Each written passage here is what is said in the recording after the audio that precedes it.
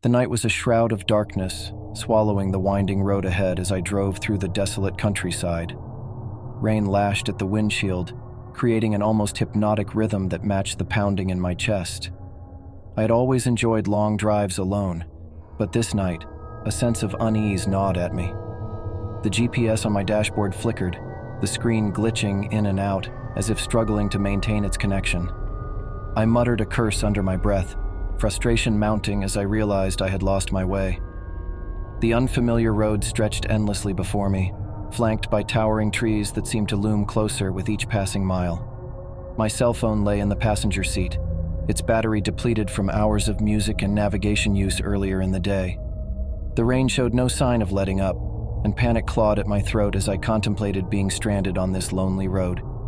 In the midst of my anxiety, a figure appeared ahead, a solitary hitchhiker, their silhouette illuminated only by the dim glow of my headlights. I hesitated, but compassion overruled my unease, and I pulled over to offer them a ride. The hitchhiker, a woman in her 30s, climbed into the back seat, offering only a faint, polite smile. She seemed soaked to the bone, her clothes clinging to her form, and her eyes held a distant, almost haunted look. I greeted her, my voice attempting to break the oppressive silence that hung in the car. "Where are you headed?" I asked. She didn't respond for a moment, her gaze fixed on the rainy landscape outside. Finally, she turned to me, her voice trembling. "Anywhere but here," she whispered. I was taken aback by her response, but I knew better than to pry. Instead, I focused on the road ahead, trying to find my way back to civilization. The tension inside the car was palpable, the atmosphere thick with unease. As I drove on, the hitchhiker's behavior grew increasingly strange. She would mutter to herself in a language I couldn't understand, and her eyes would dart around the car as if searching for something. My unease deepened, but I tried to convince myself it was just a result of the eerie night. Then, without warning, she lunged at me, her hands grabbing for the steering wheel. Panic surged through me as I fought to maintain control of the car. The road twisted and turned, and the rain-slicked asphalt made it even more treacherous. I finally managed to push her back into her seat, my heart pounding as I continued to drive. I demanded an explanation for her sudden attack, but she only stared at me, her eyes wild with fear.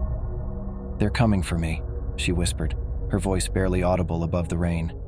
"They won't stop until they find me." I didn't know who she was talking about, but her words sent a shiver down my spine.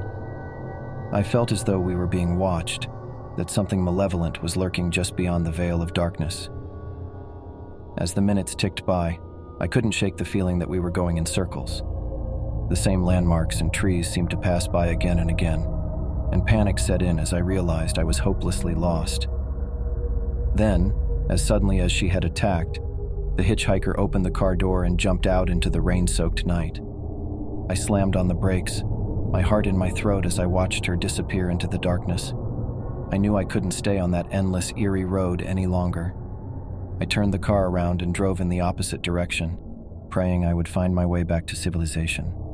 The rain continued to pour, and the night seemed never-ending. To this day, I can't explain what happened at that night or who the hitchhiker was running from, but the memory of her haunted eyes and the feeling of being pursued on that lonely road will forever linger in my nightmares, a chilling reminder that some night drives can take you to the very edge of terror.